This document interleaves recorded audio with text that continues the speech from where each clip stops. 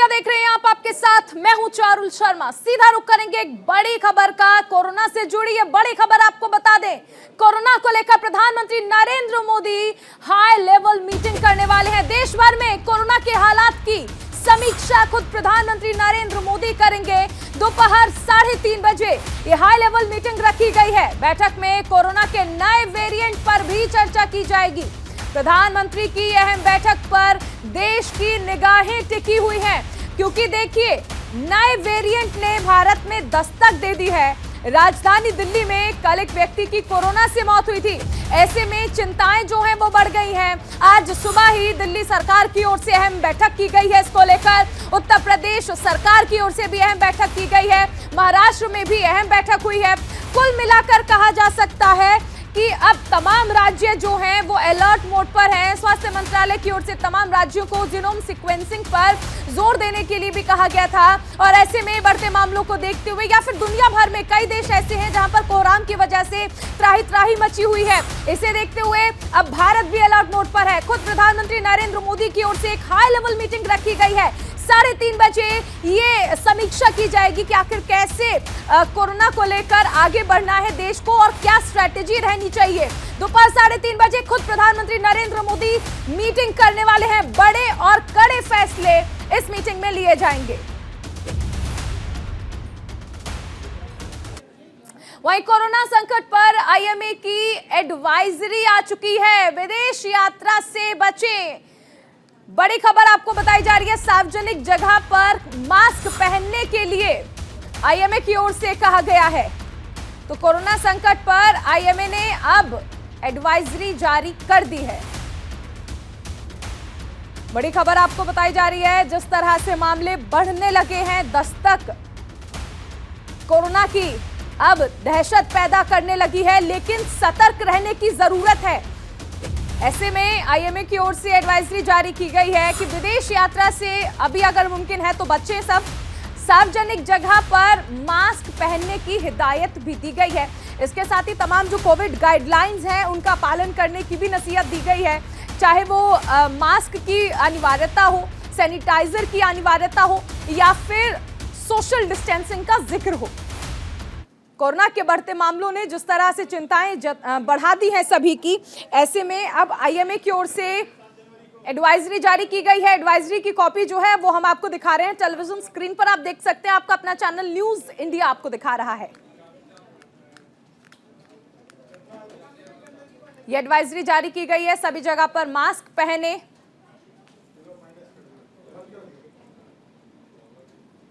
और इसके साथ ही जो कोविड गाइडलाइंस हैं उनका पालन करने की हिदायत दी गई है।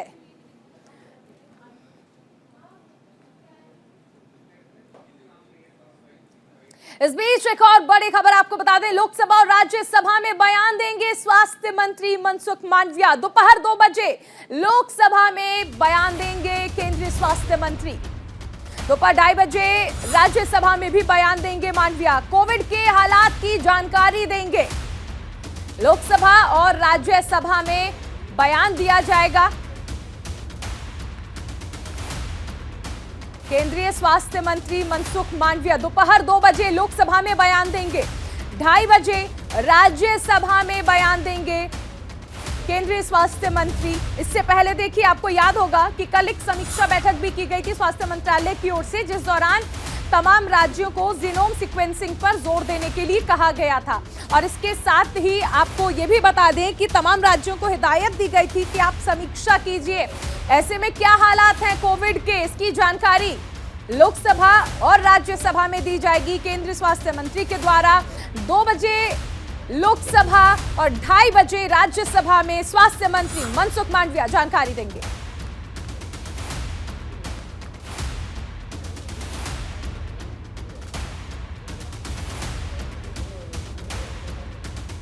इस वक्त की बड़ी खबर आपको बताई जा रही है।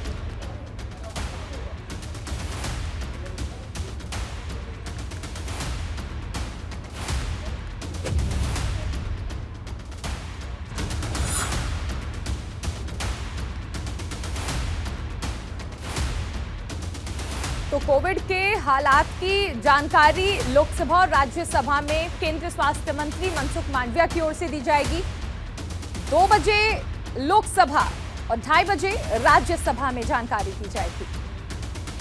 कोविड को लेकर सरकार क्या कर रही है, आगे क्या रोडमैप पालन किया जाएगा, तमाम जानकारियां इसमें दी जा सकती हैं। हालांकि केंद्रीय स्वास्थ्य मंत्री क्या जानकारी देंगे, ये लोकसभा और राज्यसभा में देखा जाएगा 2 बजे और क्रमशः 2:30 बजे।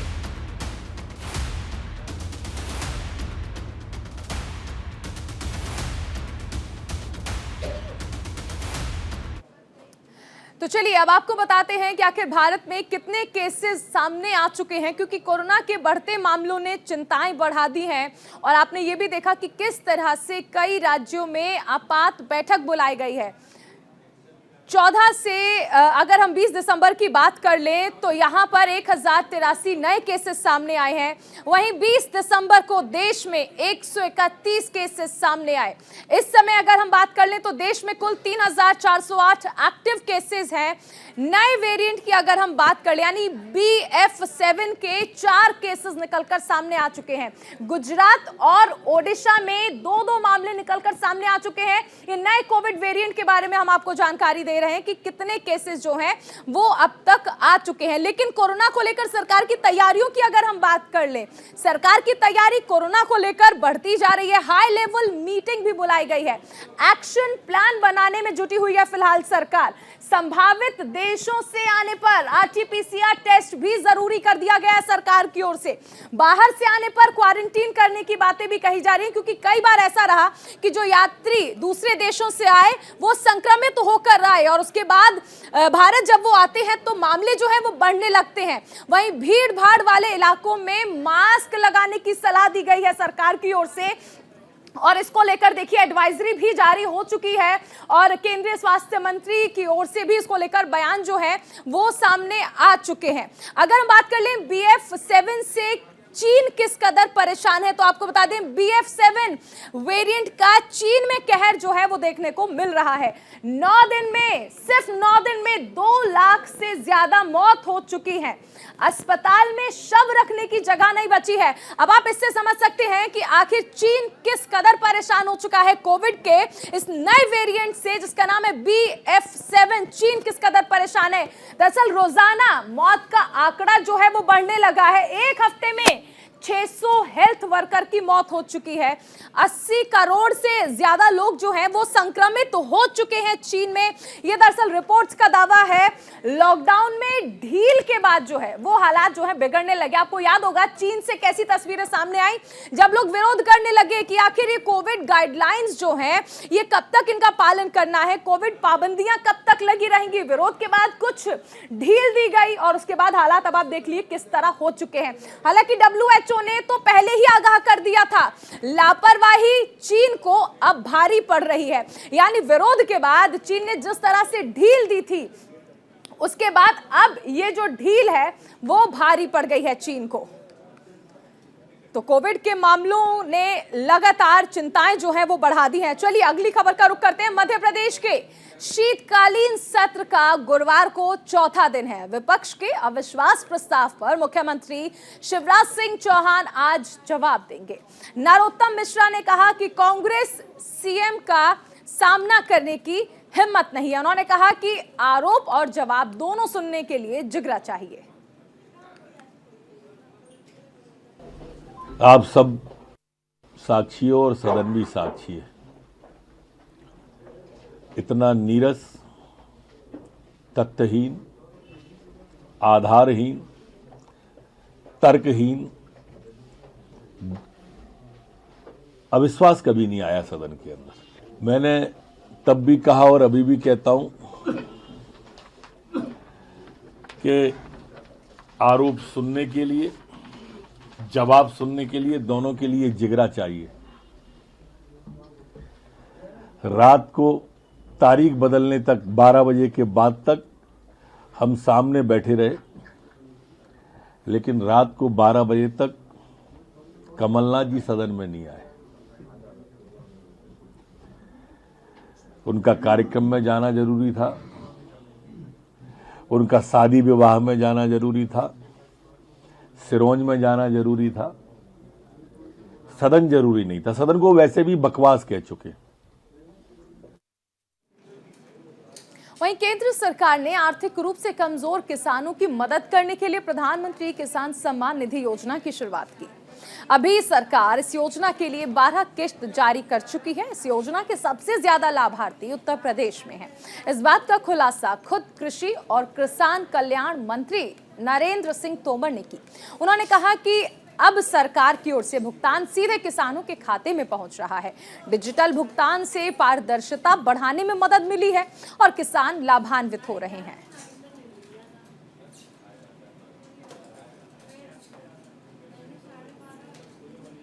जो इनके वेयर हाउस पुराने थे लेकिन ठीक करने योग्य हैं, उनमें टेक्नोलॉजी के साथ उनका नवीनीकरण कर रहे हैं। जो वेयर हाउस बहुत पुराने हो गए थे उनको पूरी तरह डिसमेंटल करके नए बनाने का काम हो रहा है। और स्टील साइलो ये भी बड़े पैमाने पर FCI PPP मॉडल में बना रही है। इसका भी निश्चित रूप से फायदा काफ़ी लोगों को आगे मिलेगा। उत्तर प्रदेश में वन डिस्ट्रिक्ट वन प्रोडक्ट को बढ़ावा देने के लिए एक यूपी इंटरनेशनल एक्सपो का आयोजन करने जा रही है, जिसमें लघु उद्यमियों को अंतर्राष्ट्रीय बाजार तक पहुंचाने का प्रयास किया जाएगा। इसी मुद्दे को लेकर PhD चैम्बर ऑफ कॉमर्स के deputy secretary general doctor Ranjit Mehta से हमारे सहयोगी शेखर त्रिवेदी ने खास बातचीत की।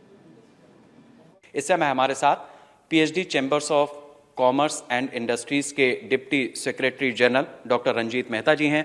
रंजीत जी, जिस तरीके से लगातार उत्तर प्रदेश आगे बढ़ रहा है, इसमें आप लोग किस तरीके से आने वाले समय में अपनी चीज़ों को लेकर के आगे बढ़ रहे हैं?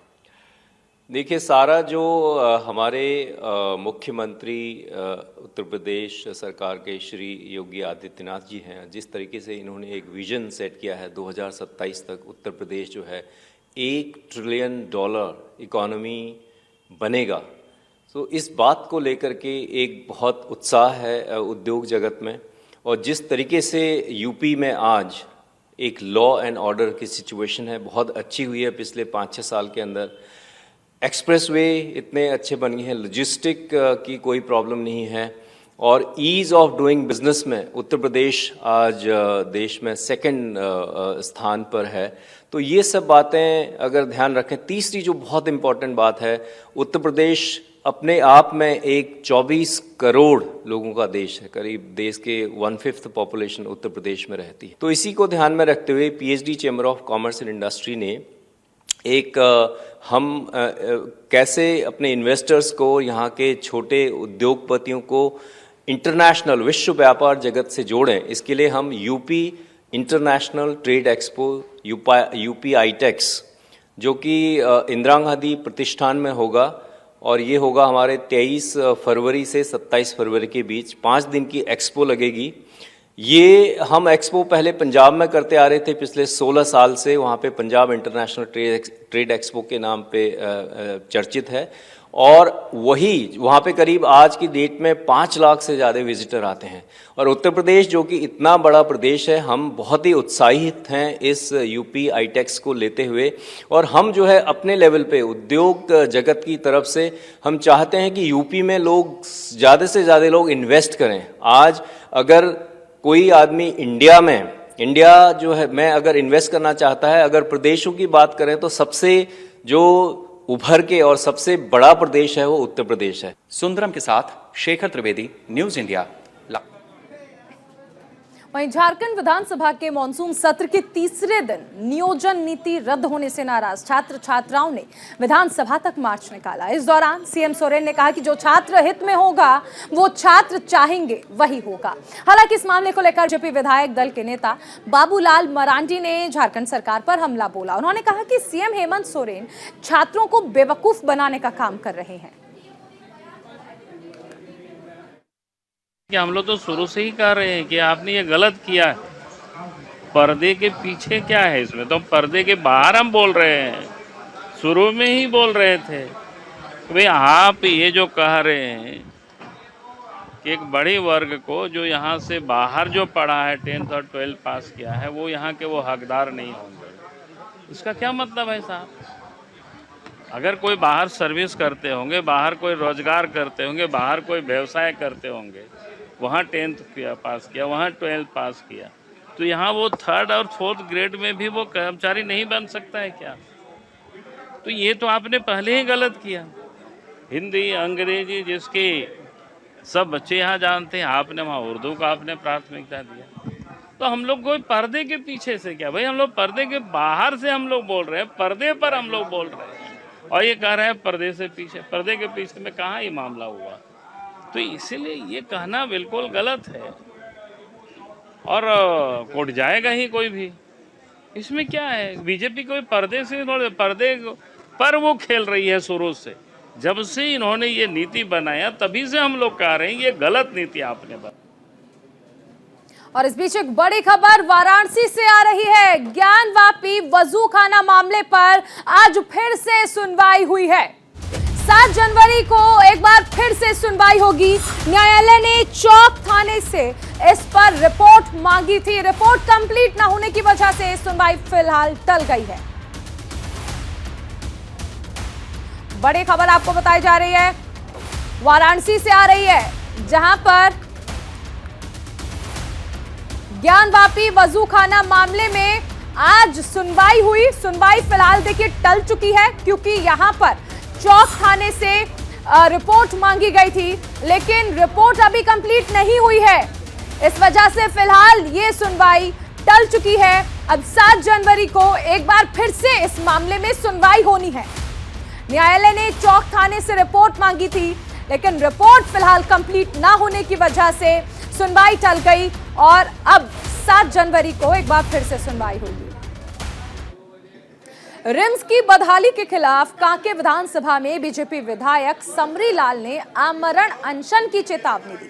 बता दें कि विधानसभा शीतकालीन सत्र के दौरान विधानसभा परिसर में वो अनोखे अंदाज में स्लाइन के साथ लेटकर प्रदर्शन करते नजर आए और बोले कि सरकार अगर रिम्स की बदहाली में सुधार नहीं लाती है तो वो आगे भी आंदोलन जारी रखेंगे।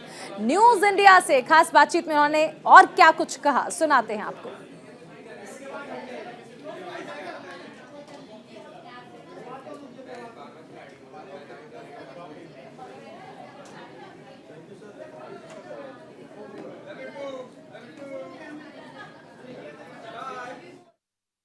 झारखंड विधानसभा का शीतकालीन सत्र चल रहा है। वहीं कांके के भाजपा विधायक समरी लाल विधानसभा परिसर में लेटे हुए हैं। वजह क्या है उनसे जानते हैं और जिस तरह से स्लाइन लगी हुई है और तख्तियां लगी हुई हैं उनसे जानते हैं क्या वजह है, वो क्यों लेटे हैं, क्या वजह है समरी लाल? देखिए, हमने रिम्स के हालात के बारे में विधानसभा में कई बार अपनी बात रख चुका, सरकार का ध्यान आकर्षित कराते रहा।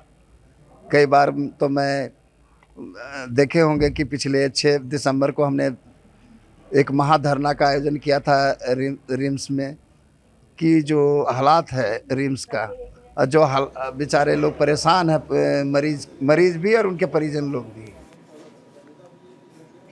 देश भर में कोविड को लेकर हाहाकार मचा हुआ है। ऐसे में अहमदाबाद में अस्पतालों का क्या हाल है, जायजा लिया हमारे वरिष्ठ सहयोगी मेहुल झाला ने। देश में कोरोना का नया वेरिएंट BF.7 आने की जिस तरह से संभावनाएं देखी जा रही है, उसके चलते केंद्र सरकार व राज्य सरकार अपनी अपनी तैयारियों में जुटा हुआ है। अहमदाबाद के सिविल अस्पताल में तकरीबन 56 बेड जो है उनको एक्टिव करने की कोशिश की गई है। कुछ जो है उसमें ICU भी बने हैं, कुछ में पॉजिटिव मरीजों को रखा जाएगा और कुछ में संदिग्ध जो कोरोना पॉजिटिव है, जो संदिग्ध हैं, उनको रखा जाएगा। जिस तरह से यहाँ तैयारियाँ चल रही है, सारी मशीनें चेक की जा रही है, किस तरह से कोई आपातकालीन स्थिति में किसी मरीज़ को लाया जाए तो उनको किस तरह से ट्रीट किया जाना है, उसके चलते सारी तैयारियाँ अस्पताल में चल रही है। राज्य सरकार ने कल ही निर्देश दिए हैं कि अब राज्य सरकार जो है पूरी तरह से एहतियातन वो हर कदम उठाएंगी जिससे मरीज़ को ज़्यादा से ज़्यादा मुश्किल न भुगतनी पड़े और आसानी से उनको सारवार या सुविधा मिल सके। प्रधानमंत्री नरेंद्र मोदी आज बड़े पैमाने पर एक बैठक कर रहे हैं दिल्ली में, और उसके बाद संभव है कि हर राज्य को प्रधानमंत्री नरेंद्र मोदी की ओर से या केंद्र सरकार की ओर से कोई सूचना मिले कि किस तरह से अपने अपने राज्यों में एहतियातन कदम उठाने हैं कोरोना के नए वेरिएंट को लेकर। राज्य सरकार ने पूरी तैयारी कर ली है और इसी कड़ी में अहमदाबाद 16 सिविल अस्पताल में जो है तैयारियां हो चुकी है। कैमरा पर्सन जसवंत के साथ मेहुल जाला, न्यूज़ इंडिया, 16 सिविल। और इसी के साथ इस बुलेटिन में फिलहाल इतना ही। आप बने रहिए न्यूज़ इंडिया के साथ।